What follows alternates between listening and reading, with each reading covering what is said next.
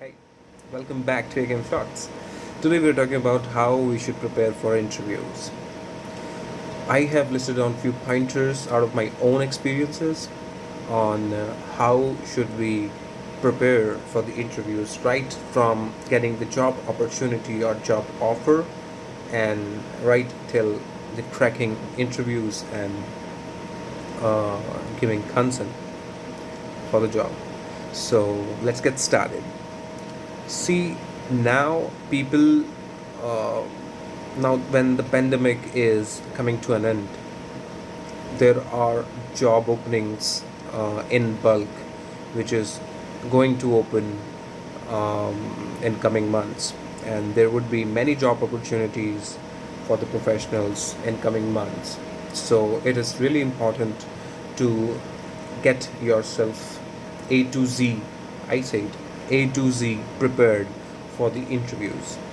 So many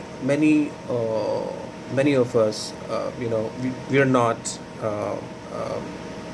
very good at preparing for the interviews because the anxiety level, because of the stress, because of the um, you can say the nervousness, we are not able to crack our interviews.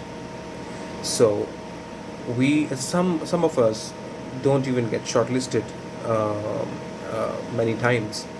So I have prepared few pointers which will help you to know or to get an idea how you can go ahead and make the most out of the opportunity that you get.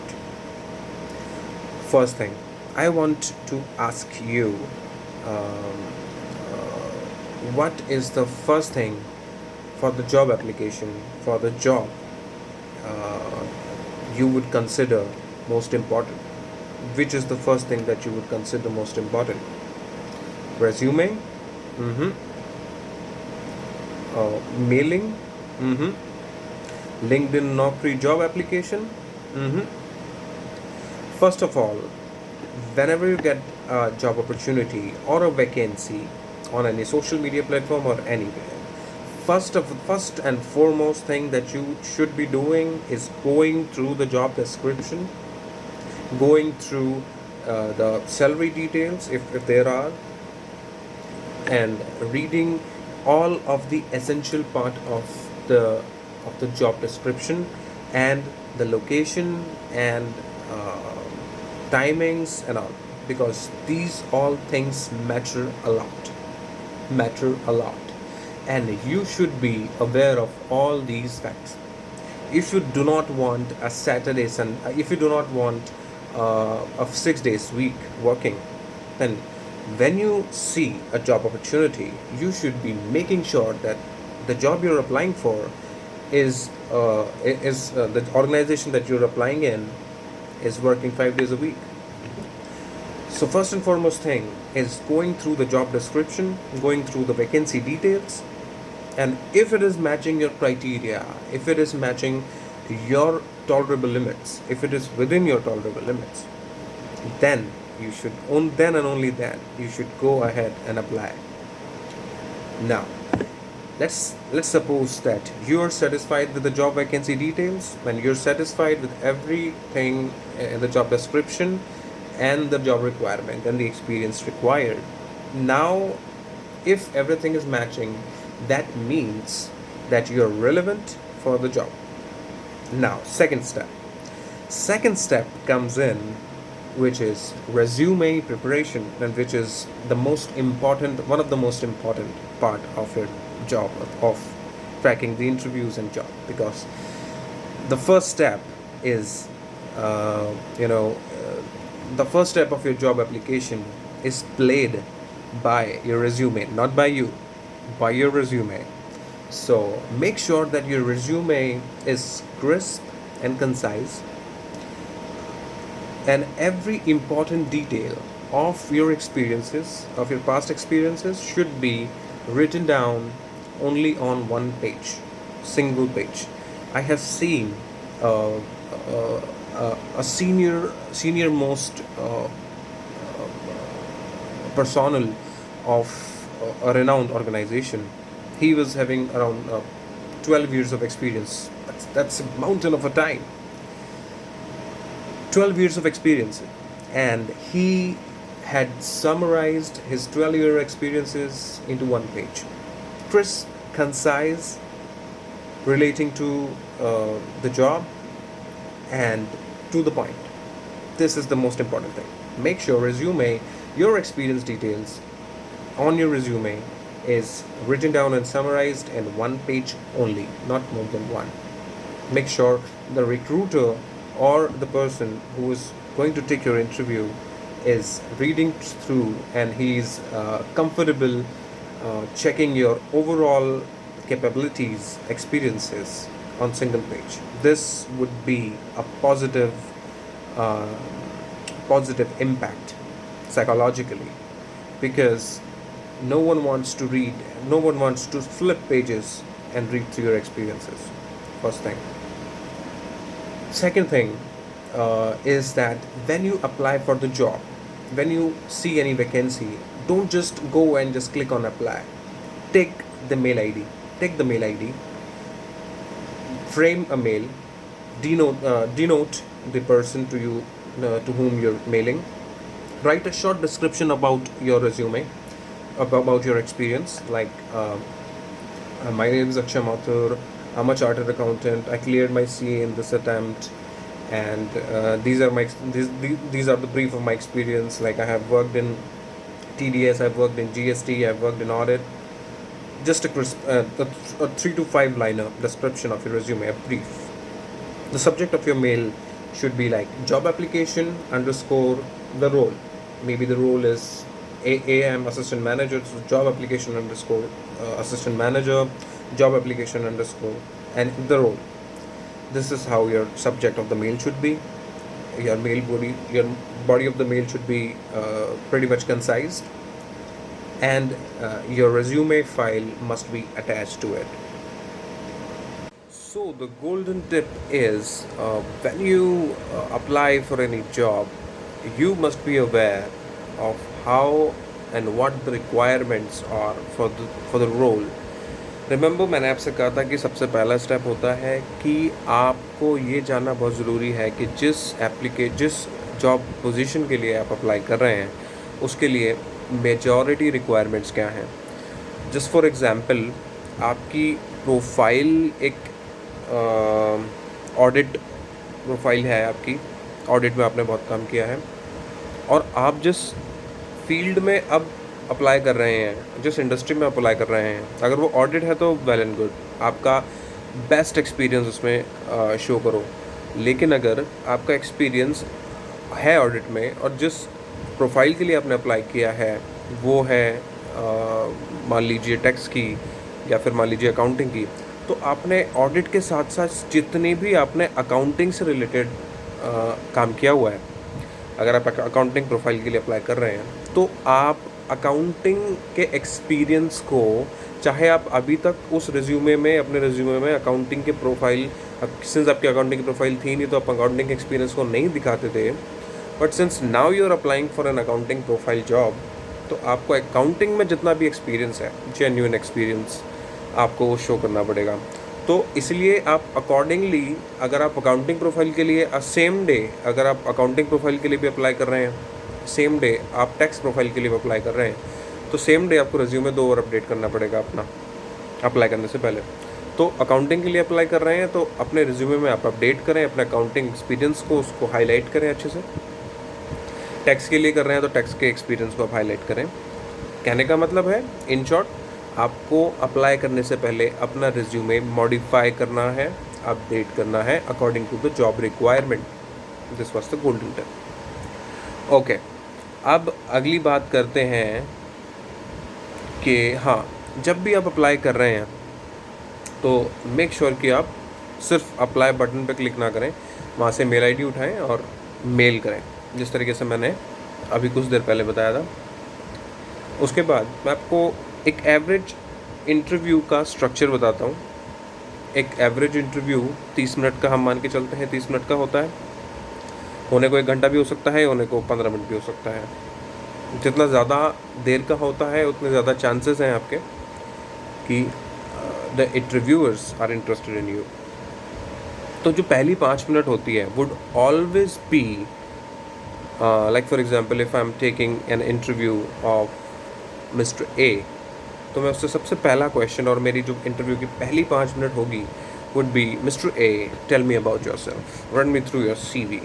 तो पहला 5 minute हमेशा इर्द गिर्द इसी question के घूमता है, और यही वो मौका होता है आपको बाजी मारनी होती है, क्योंकि पहली 5 मिनट में आपको वो पॉइंट्स और वो एरियाज़ हाईलाइट करने होते हैं अपने 5 मिनट में जिनमें आप स्ट्रॉन्ग हैं, क्योंकि आपकी पहली 5 मिनट डिसाइड करेगी आपकी अगली 20 मिनट किस तरीके से जाएगी। तो इसलिए आपको पहली 5 मिनट आपको बहुत अच्छे से बताना है, कोई जल्दबाजी नहीं करनी है, आराम से बताना है, टाइम लेके बताना है, 3 से 4 मिनट लगानी है, 5 मिनट लेनी है, लगाएं।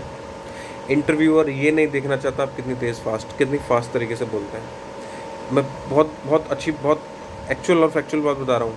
इंटरव्यूअर ये नहीं देखता कि आप कितनी तेज़ बोलते हैं, आप कितनी अच्छी इंग्लिश बोलते हैं। इंटरव्यूअर ये देखता है कि आपने रिज्यूमे में जो लिखा है और जो आप यहाँ पे बोल रहे हैं उसमें कितनी सच्चाई है। अगर आप रोडीज़ देखते थे या रोडीज़ देखते हो, तो रोडीज़ में भी सेम कॉन्सेप्ट होता है। आप रोडीज़ के फॉर्म में जो लिखते हो वो वही मैच कराते हैं कि बंदा जो इसने फॉर्म में लिखा है क्या वो एक्चुअल है कि नहीं। अगर वो एक्चुअल होता है, चाहे वो डिप्स ना मार पाए, चाहे वो कुछ भी ना कर पाए फिज़िकली, या फिर वो मेंटली कोई क्वेश्चन का आंसर ना कर पाए, फिर भी उसको लेते हैं, क्योंकि उनमें एक सच्चाई होती है, एक एक्चुअल होने की कैपेबिलिटी होती है। तो आप रेज्यूमे में और अपने पहली 5 मिनट में सबसे पहले वही बोलें, उन्हीं चीज़ों को हाईलाइट करके बताएं अपने एक्सपीरियंस पे जिसमें आप कॉन्फिडेंट हैं, जिसमें आप अगली 10 मिनट होगी आपके एक्सपीरियंस पे। जिस तरीके से मैंने बताया कि 5 मिनट में आप बताएंगे कि आपने क्या क्या किया है, अगली 10 मिनट आपकी इसी पे डिसाइड होगी कि आपने क्या क्या हाईलाइट करके बताया उनको। फर्स्ट सपोज आपने बताया है कि आपने स्टैट्यूटरी ऑडिट की हुई है पहले बहुत सारे क्लाइंट्स की, तो वो स्टैट्यूटरी ऑडिट के क्वेश्चंस आपके पास आएंगे। अब अगली 10 मिनट, 5 मिनट हो गई, अगली 10 मिनट आपके पूरे एक्सपीरियंस पे, और आपने 5 मिनट जो बोला उसमें जो जो आपने हाईलाइट करके बताया उस पर पूरा एक्सपीरियंस होगा। उससे अगली 5 मिनट में वो डीप टेक्निकल जाएंगे, और टेक्निकल में वो पूछेंगे वो सब चीज़ें जो आपके रोल से रिलेट करेगी।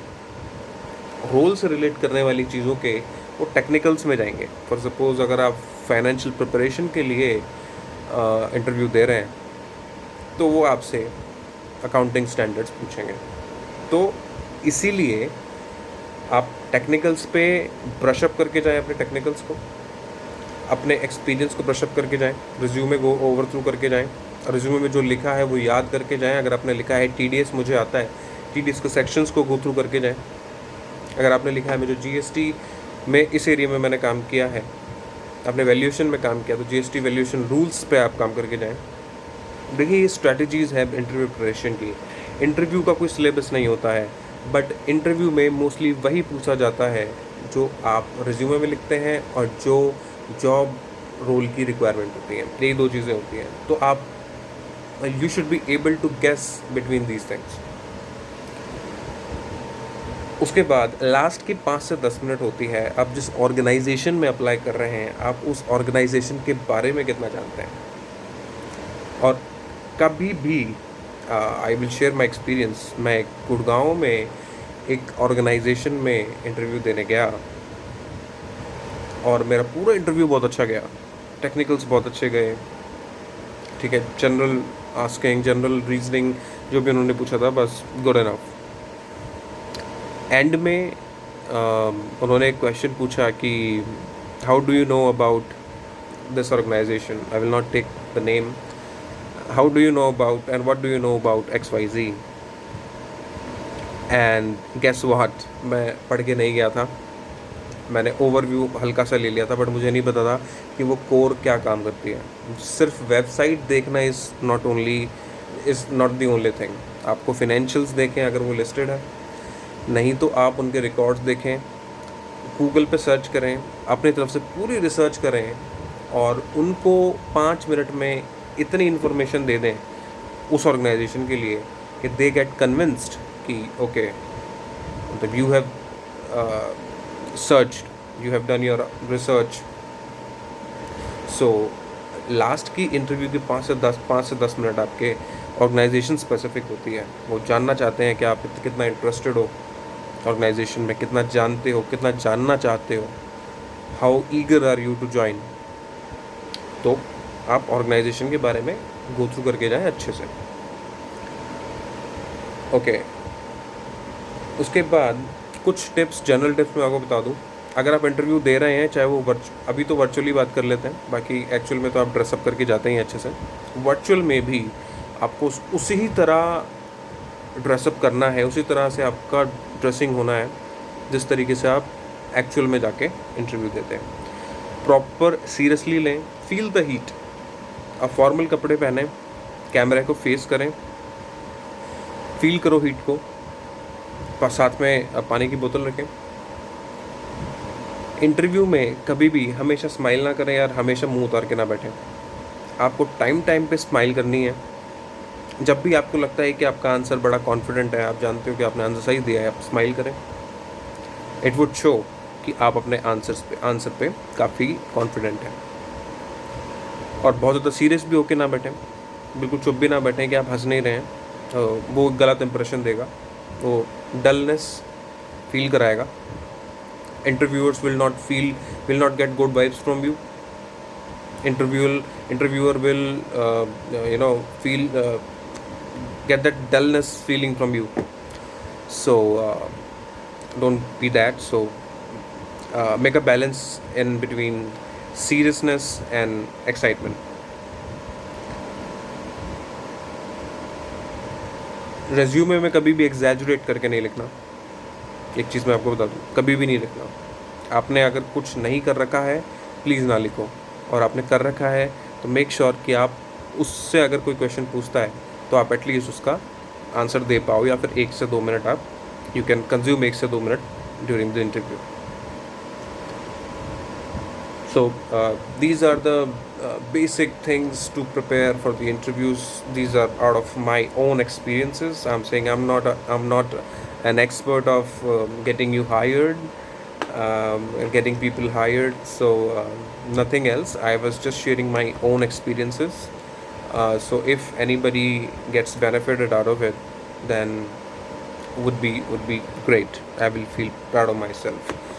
And since many of our CA fraternity friends who have given their exams and awaiting results, they can work on their resume, they can get to know how they can prepare for the interviews. और यही सब चीज़ें मुझे बतानी है. Also for the professionals जो कि job लेने में they are not getting successful. तो अगर इन चीज़ों को अप्लाई करने से आपकी जॉब लग सकती है तो वेल एंड बेटर. आप ट्राई करें. गो थ्रू करा देता हूँ एक बार मैंने क्या क्या बताया आपको. जेडी प्रॉपर्ली पढ़ें, जॉब डिस्क्रिप्शन आप प्रॉपर्ली पढ़ें. सबसे पहला स्टेप, रेज्यूमे अच्छे से बनाएं, क्रिस्प कंसाइज बनाएं, एक पेज पे बनाएं सब कुछ. ईमेल से अप्लाई करें. मोस्टली मेंशन करें ईमेल की बॉडी में आप क्या क्या आपका एक्सपीरियंस है ब्रीफ में. अटैच करें रेज्यूमे. सब्जेक्ट अच्छे से डालें. अचीवमेंट्स अपने रिज्यूमे में डाल सकते हैं आप. जैसे मैंने 10th में 100 आउट ऑफ 100 स्कोर किया था, तो मैं रिज्यूमे में डालता हूँ. And many times I get appreciated for it. So आपकी जो भी अचीवमेंट है आप डाल सकते हैं उसमें.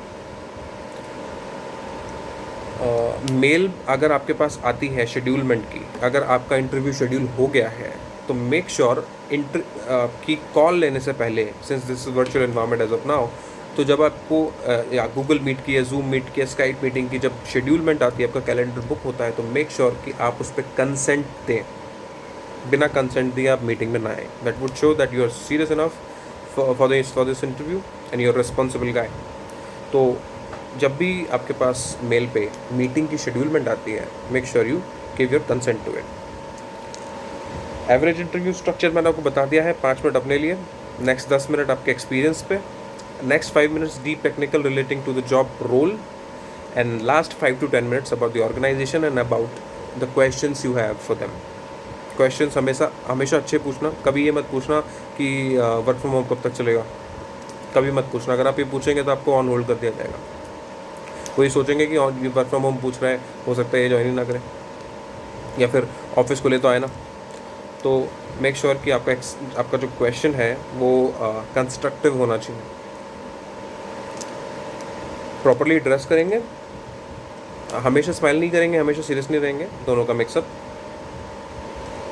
रिज्यूमे में कभी भी एग्जैजुरेट नहीं करेंगे। और लास्ट चीज़ मैं बोलूँगा, इंटरव्यूअर हमेशा आपके रिज्यूमे और आपको मैच करा के देखता है। और अगर आपने जो रिज्यूमे में लिखा है वही स्किल्स और वही नॉलेज, वही एक्सपीरियंस अगर आप बोल के इंटरव्यू में शो कर देते हो तो 90% ऑफ द केसेस में आपका सिलेक्शन हो जाता है। सो यही मेरा एक्सपीरियंस था अभी तक का। मैं अपने और एक्सपीरियंस शेयर करता रहूँगा। यही मेरा मोटिव है इस चैनल का, मैं एक्सपीरियंस शेयर करता रहूँगा ताकि किसी को फ़ायदा होता है तो बहुत अच्छी बात है।